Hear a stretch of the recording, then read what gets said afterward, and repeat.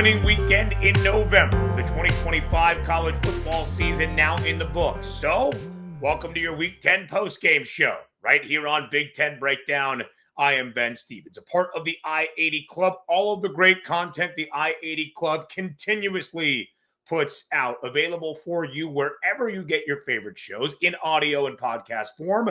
That's Apple, that's Spotify. If you are watching, thank you for doing so on YouTube. And of course, if you want all of this great content and coverage across Nebraska football, Nebraska basketball about to start as well, Nebraska volleyball, the most dominant team perhaps in all of collegiate athletics at this moment. And what we're doing here on Big Ten Breakdown, make sure you are going to patreon.com/I80Club. That is patreon.com/I80Club for all of this great coverage, advertisement free. It's the Week 10 post-game show here on Big Ten Breakdown, recapping what we saw from the weekend that was within the Big Ten Conference. Only 6 games on the first full Saturday in November, but as we alluded to, setting the stage for significant matchups for the remainder of this regular season. Final month of the regular season now as the calendar changes to November. So that additional added importance of what we will see week in, week out around the Big Ten, and of course what it means for the national landscape as well. Our first set of college football playoff rankings from the minds, I would not call them brilliant,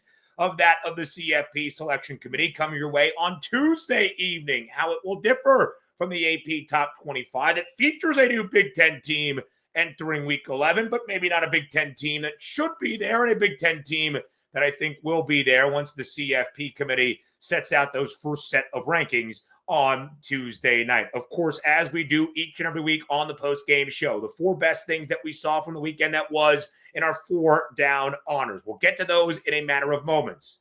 But of course, some big news following this weekend in the Big Ten. Significant injuries to big-time and key players across the conference. It's how we start. No coaching news to report as of this moment, but some tough injury news and some bad breaks for 2 Big Ten clubs the remainder of the way. Dylan Raiola in the matchup against USC in the blackout inside Memorial Stadium on Saturday night, early in the third quarter, as it seemed the Huskers had picked off Jaden Mayava and they had an opportunity to take a big-time lead in a crucial game, trying to snap the 28-game skid against ranked opponents. Dylan Raiola was sacked, fumbled the football, his leg bent backward awkwardly, and we got the news on Sunday afternoon. Officially, Dylan Raiola, a broken fibula. He is out for the remainder of 2025. Of course, it is a huge blow for the Huskers. Raiola injured with just about 12 minutes remaining in that third quarter, but still was able to stand on the sideline with his team. Even told Matt Rule during the game, I want to go back in. I'm not all that mobile, but let me go back in. Let me try to earn this victory to snap the skid against ranked foes. And of course, with the training staff and the medical advisors, Rule said, listen, kid, I love you, but we can't put you back out there. And now we know that even the severity of what looked like a lower leg injury around the ankle, around the leg, is in fact a broken fibula. But Dylan Raiola was there, being the leader, being involved, helmet on, trying to help up TJ Lateef, who of course was the true freshman from Southern California that had to fill in. We'll talk about what this game meant for both Nebraska and Southern Cal in just a moment.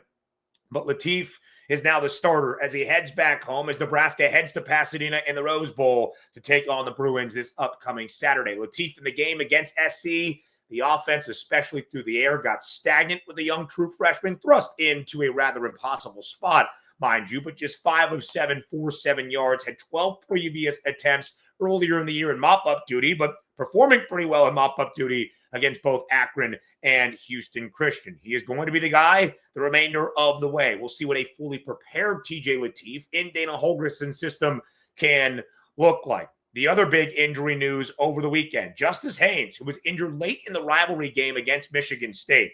And as the week developed, we learned that Justice Haynes most likely was not going to play against Purdue. Then pregame against the Boilers in the Big House was seen on the sidelines in a cast and on a scooter.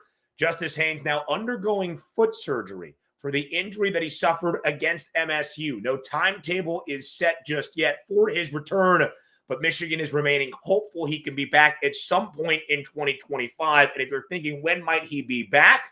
Michigan on the bye, a road trip to Wrigley to take on Northwestern, a road trip to College Park to take on Maryland, and of course the regular season finale. one of the great rivalries in all of sports, the game against Ohio State. I would say that it's hopeful and optimistic that Justice Haynes can return because he's been the Big Ten's leading rusher in terms of yards per game at more than 122 per game. That leads all power conference running backs in terms of per game average around the country in FBS college football. Did not play Justice Haynes in the narrow victory against the Boilermakers on Saturday night in Ann Arbor. Again, we'll react to both of those games, the outcomes, the takeaways, and what it all means in just a matter of moments. But that's the big injury news for some big-time players, some key contributors to Big Ten programs that some were in the college football playoff hunt entering Week 10. One still remains in the Wolverines, although the Maize and Blue looking just a little bit shaky. Neither really included in our first, second, third, or fourth down honors, our 4-down honors for the 4 distinct best things that we saw from the weekend that was in the Big Ten Conference.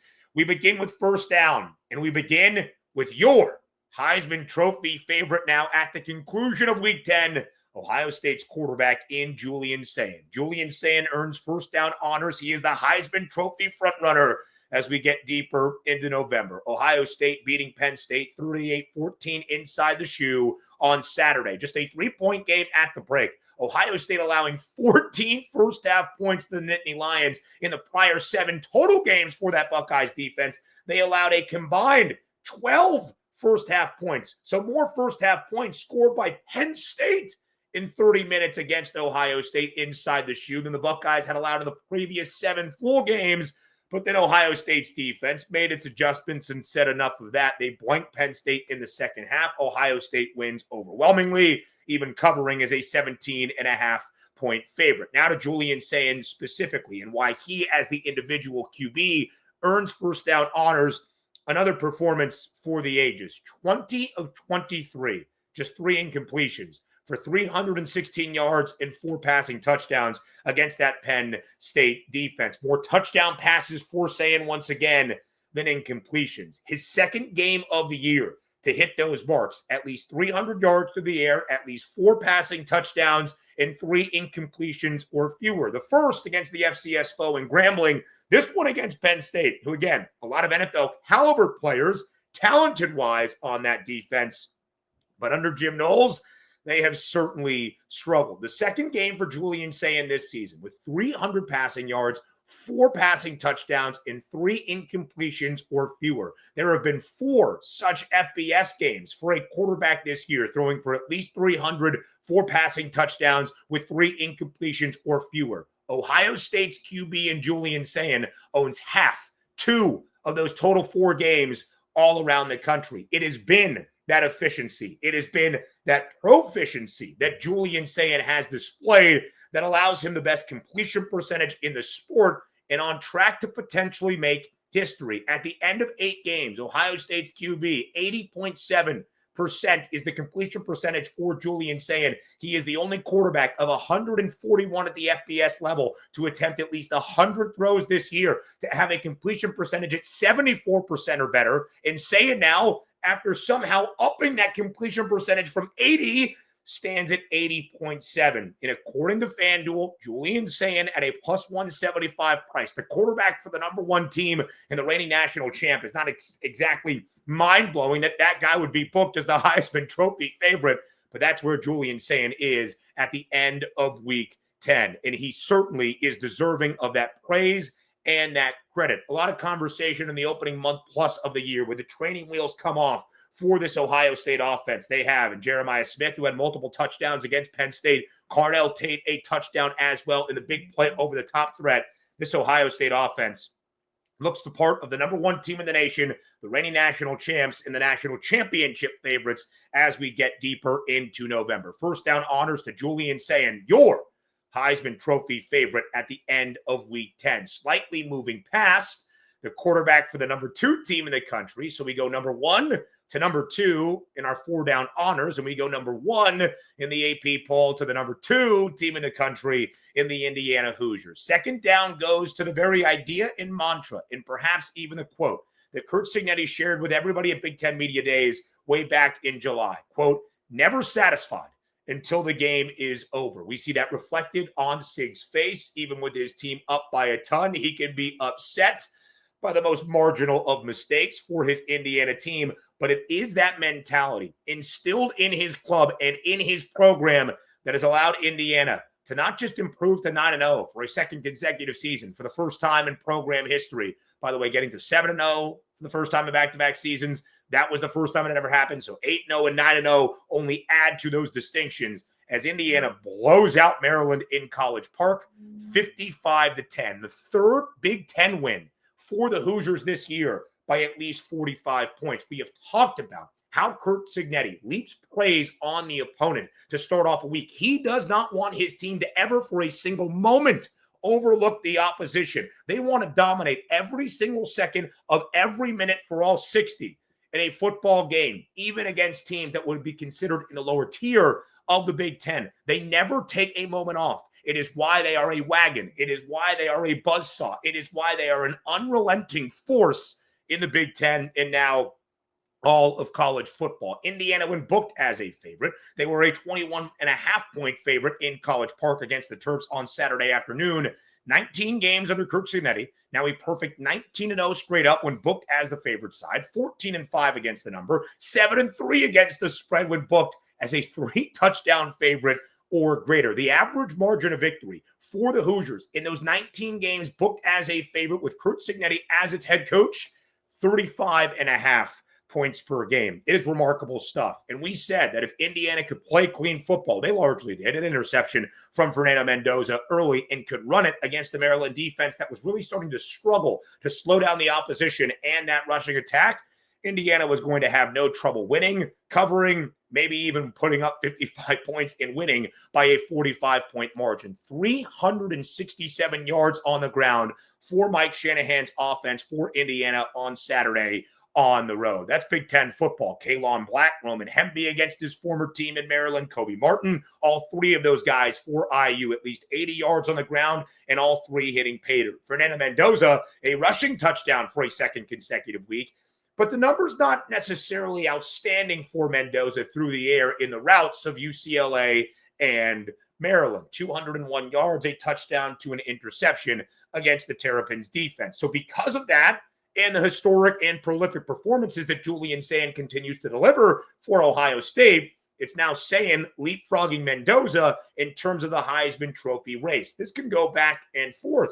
Who does Mendoza play this upcoming week on the road in State College against Penn State? Maybe in a more competitive game, or at least slightly more competitive. Spread's only 13.5. IU's quarterback goes out there and delivers, like Sayin did the week prior at home in Ohio Stadium against Penn State. But Indiana is going to be favored to be undefeated this year. And with that mentality that Curt Cignetti continues to deliver and why they earn second down honors, never satisfied until the game is over, there's a really good chance that IU goes a perfect 12-0 if they can avoid any hiccups down the remainder of this stretch. Indiana now at 9-0, perfect, unblemished. 9 wins for Indiana for a second consecutive year. That used to be the calling card around Bloomington. 9 win Indiana. It had only happened 2 prior times in program history, back in the mid-40s around World War II and back in 1967. Now, 4 times in Indiana football history have the Hoosiers won at least 9 games in a season, including the last 2. So 2 of those 4 with Curt Cignetti as a head coach. When they get to a 10th win for a second consecutive season,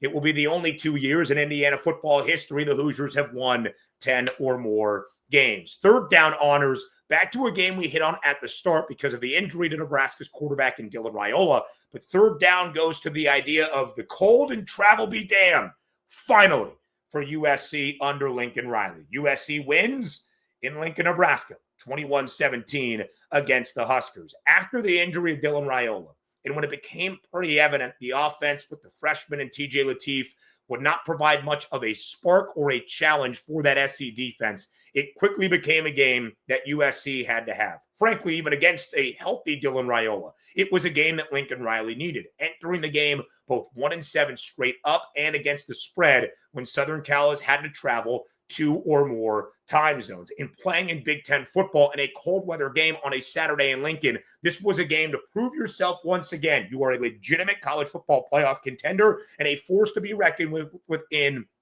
the Big Ten. And especially after Dylan Raiola went down, it was a game USC had to have and the one they got. When Raiola did get injured with about 12 minutes remaining in that third quarter, USC was trailing by a score 14-6. And when Dylan Raiola got injured and then fumbled the football on the strip sack, Nebraska was threatening just outside SC's red zone, where they had been lethal, second best red zone scoring defense in the country entering week number 10. So they got the fumble on the sack. And then USC was able to take advantage a little bit later in that game. We'll talk about the inverse, right? The negative after the 4th down honors category for what the Huskers struggled to do, even with the backup and true freshman quarterback Latif in there. But some positives for USC. Cold weather, travel be damned, playing big boy Big Ten football. And SC certainly did that. King Miller, the redshirt freshman walk-on, give that man a scholarship in LA, 129 rushing yards and a touchdown, continuing to fill in wonderfully for the injured Wayman Jordan. And how about Jaden Mayava and his athleticism on display against the Huskers rushing defense that continues to struggle and get stopped? 62 rushing yards for Mayava, a career high, and a rushing score at the end of the third quarter that tied the game for USC at 14-all. Speaking of running the damn football, it's what Emmett Johnson did incredibly well for Nebraska, albeit in a loss, 165 yards and a touchdown. The first Nebraska player to hit 1,000 yards on the ground since Divino Zigbo way back in 2018. How long ago I was still living and working in Omaha, Nebraska. But USC really outside of Emmett Johnson, who again was having a huge, huge night until a 4th-and-1 play in Nebraska's own territory where it seemed on the handoff, on the exchange, Emmett Johnson got tangled up with his backup QB and TJ Latif and never really was able to compose himself or find his balance to plunge forward to pick up a first down. And it still probably would have been difficult for the Cornhuskers to find that touchdown, to take the lead and snap the 28-game skid, now at 29, against ranked foes. But USC made the plays when it needed to defensively and still held Nebraska to just 4.7 yards per pop. Again, it was a game that USC had to have regardless of the injury to Dylan Raiola. But when the quarterback for the Huskers went down, it was a game they had to capitalize on the road in Lincoln. Just the second win for SC under Lincoln, that being Riley, in the 2+ time zone category away. They are now 2-7 when they have had to travel at least 2 time zones, but they got that second win in a crucial one. USC moves up from number 23 in the country, now to the 20th ranked team in the AP poll. They're back in Los Angeles on a Friday night, hosting a Northwestern team, fresh off a bye. Again, the cold weather, the travel be damned, at least for one Saturday for Lincoln Riley, as him and his Trojans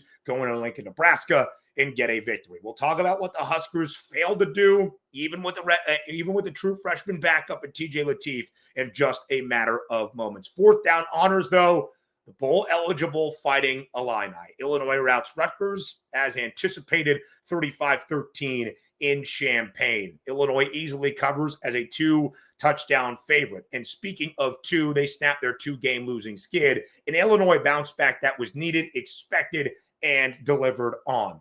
And although it won't be the year that many, including myself, were thinking or hoping could happen in Champaign, back-to-back 10-win seasons, perhaps maybe flirting with a college football playoff appearance, probably not in the cards for the Illini.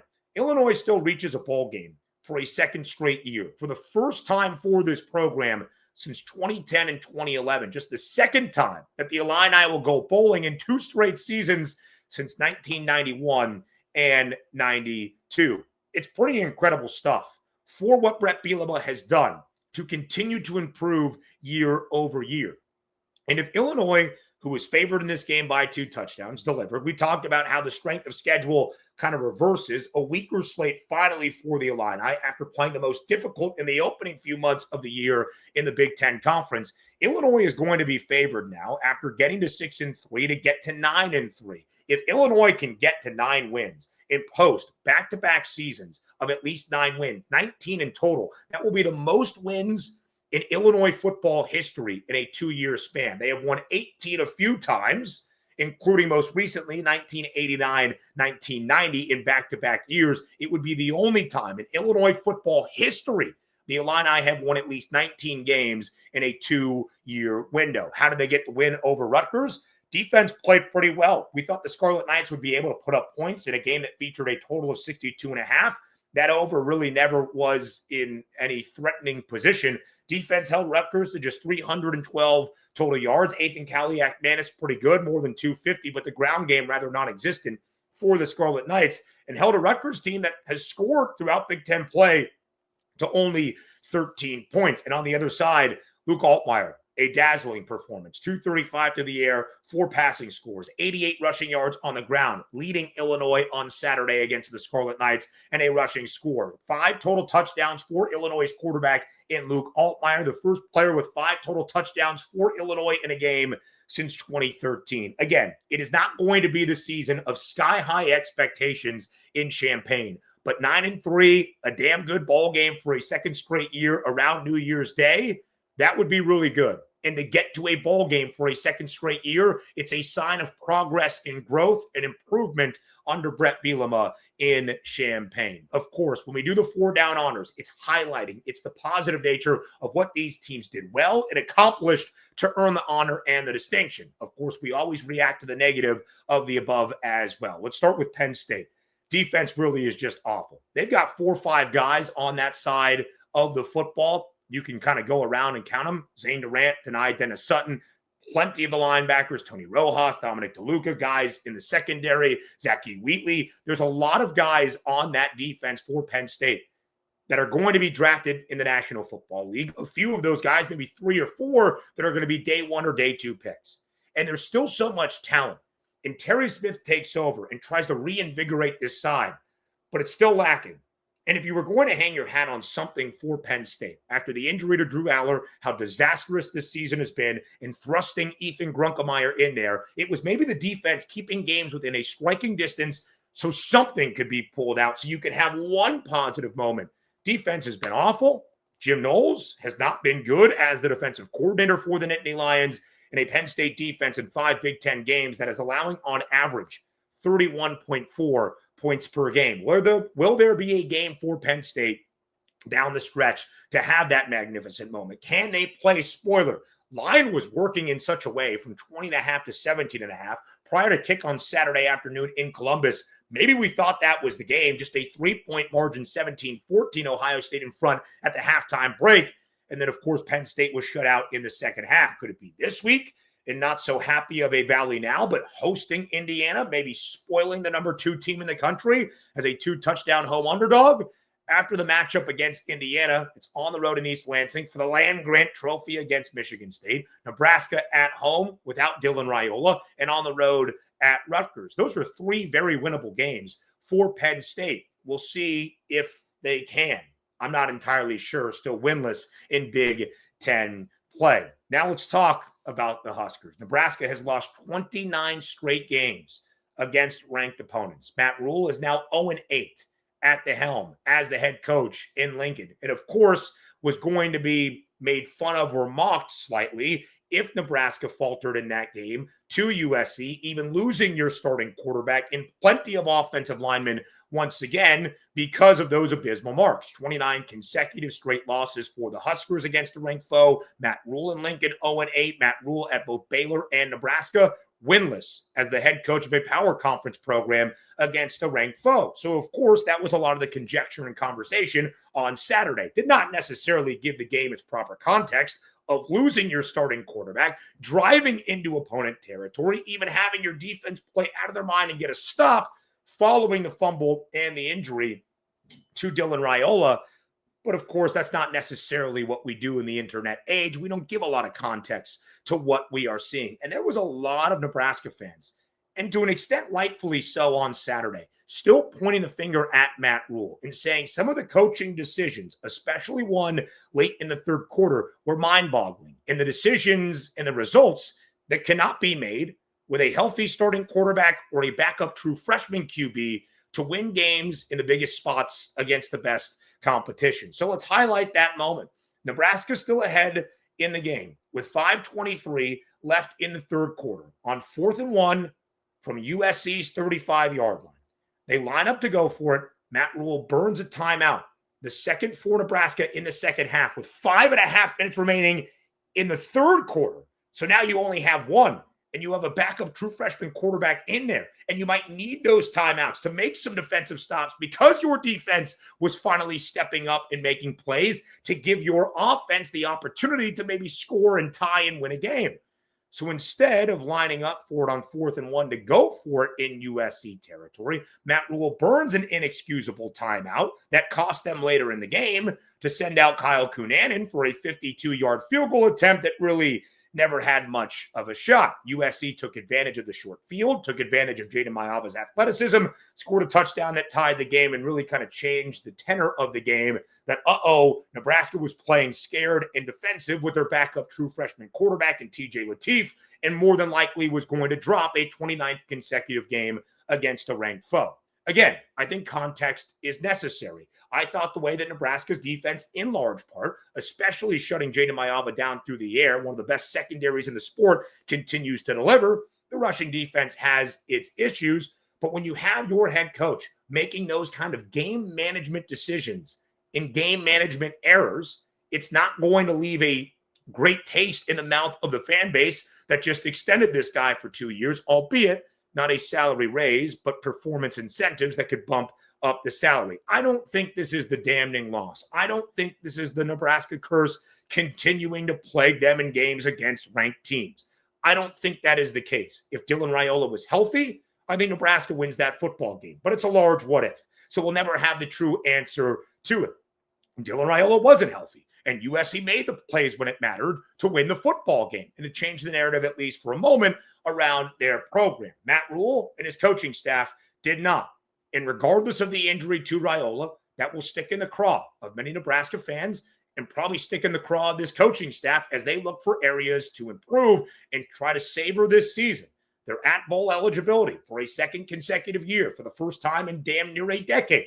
What do you do down the stretch to prepare TJ Lateef to win some games, even when it seems unlikely? Outside of how Nebraska handled their late game issues, we talked about Indiana routing Maryland. The Terps in Big Ten play continue to struggle mightily under Mike Locksley. And Maryland now has lost 43 consecutive games against ranked conference opponents dating back to their time in the ACC. Maryland has lost 43 consecutive games against conference foes who are ranked at the time of the matchup. That is the 4th longest losing skid in FBS history. Nebraska's lost 29 consecutive games against a ranked foe of any kind. Maryland's lost 43 consecutive games against a ranked conference foe, the 4th longest losing streak in FBS history. And after so much positive momentum in September, in the first half of October against Washington, or their first half of their first game in October against Washington, all of that is kind of out the window now for the Terps. Our final 2 games to hit on. Eking out a victory. Number 21 Michigan beats Purdue without Justice Haynes, but just 21-16, coming nowhere close to covering as a 3-touchdown home favorite. And in the absence of Justice Haynes, which we have now seen twice in the last 3 for the Maize and Blue, Jordan Marshall has left nothing to be desired and has been great in that fill-in role. 25 carries, $185 on the ground, 3 touchdowns against the Purdue team that is struggling defensively, will let you have your success on the ground, giving up 150 yards per game entering. Now that yardage is going to go higher as Michigan runs for 253 yards as a team, 6.5 yards per carry. But the key matchup in the game, expecting Michigan to win comfortably, was to make sure that Bryce Underwood, the outstanding true freshman quarterback, would be comfortable at home in the familiar settings. We talked about the home road splits in the pregame show, averaging nearly 247 yards per game as compared to $135 on the road. A 69.4% completion percentage at home. That ticks down by about 15 percentage points on the road. Was not a comfortable game for Underwood. 13 of 22, 145 yards, and an interception. It was a really tight game throughout against this Purdue team. We're talking 1 possession for a good majority of the second half. Purdue, of course, still winless in Big Ten play, not able to make the plays necessary. Michigan holds on behind a ground game that is going to win you a lot of murky games within the Big Ten. But I don't think it really made anybody around that Maize and Blue program, especially with the offensive rhythm and Chip Lindsey calling plays, be like, yep, this is a true college football playoff team. Michigan remains at number 21 in the AP top 25. And Michigan is going to be, more than likely, I would call it a 97% chance that Michigan is going to be 9-2 and a top 20 team in the country when they host Ohio State in the game, trying to win a 5th consecutive against the Buckeyes. Michigan should be that. We talked about how easy the slate was in the Big Ten. 9 wins or bust for Sharon Moore in his second year in Ann Arbor. But it's not a rah-rah, heck yeah, we're going to be a 9-win football team hosting our bitter rivals in the Buckeyes. It's like, oh, okay.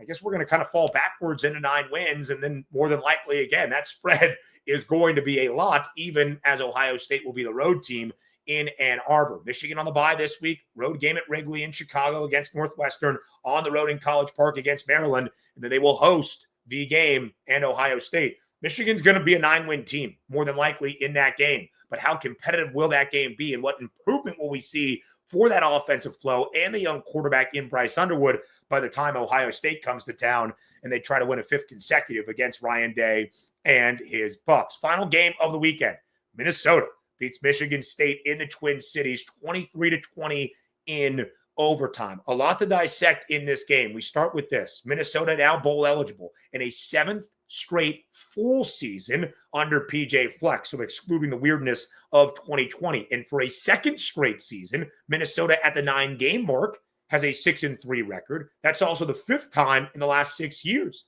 This was what we said on our preseason prospectus. Minnesota was going to flirt with 8 wins yet again. It is consistent success under PJ Fleck, basically year in, year out, in the near decade he has been there leading this Gophers program. And that's what we continue to see. And we highlight Minnesota winning its 6th consecutive game at home to start off a season. Best start at home since 2019. 7th straight year in a full year they are going to go bowling with the nation's longest active bowl game win streak.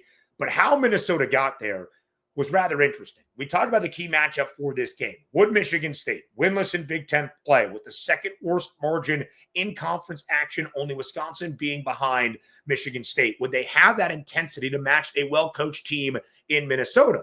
I thought the Gophers actually did not look all that well coached and have not looked all that great since beating Nebraska at home to kind of spoil things for the Huskers on that Friday night. The overtime session was insane. Alessio Milivojevic got the start for Michigan State in front of Aiden Childs. A big move made by Jonathan Smith and that offensive side of the football. And in overtime, tied at 17 all, Michigan State got the ball first. Milivojevic looked for Rodney Bullard in the back of the end zone. Looked like his jersey got tugged. Flag was thrown on the field.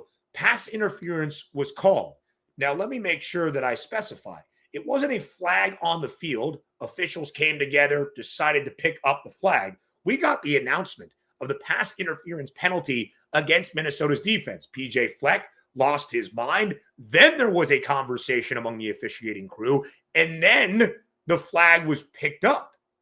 You never see anything like that. Right or wrong, whether you agree with the idea that it was PI on Bullard or maybe you disagree and you thought, hey, they're just hand fighting and he grabbed a little bit of the jersey, but it was hard to see, didn't really affect the play, should have been holding, not PI, can't throw that flag. Whatever your assessment is, once the flag is thrown and the official announcement is made, we hardly ever, if even ever, see the referees announce the penalty, then discuss, then pick it up. But that's what they decided to do in Minneapolis. So Michigan State had to settle for a field goal to take a 20-17 lead. Then on Minnesota's offensive possession in that first overtime, Drake Lindsey threw one to the end zone. A little bit of hand fighting. PI was called against Michigan State. Nobody on the Spartan sideline was happy with that. And then a few plays later on 3rd and goal, Drake Lindsey on a naked boot gets to the pylon and scores the game-winning touchdown. But then they were reviewing that game-winning touchdown, and it looked on replay like Lindsey's right foot stepped out of bounds before that ball and by just about an inch or two broke the pylon, which would have at least allowed for 4th and goal from inside the 1, and maybe MSU could have made a heroic effort to get a stop as the defense was having its best game of the year for the enthused Joe Rossi, who certainly brought the passion for his defense to play with in a game where it was needed.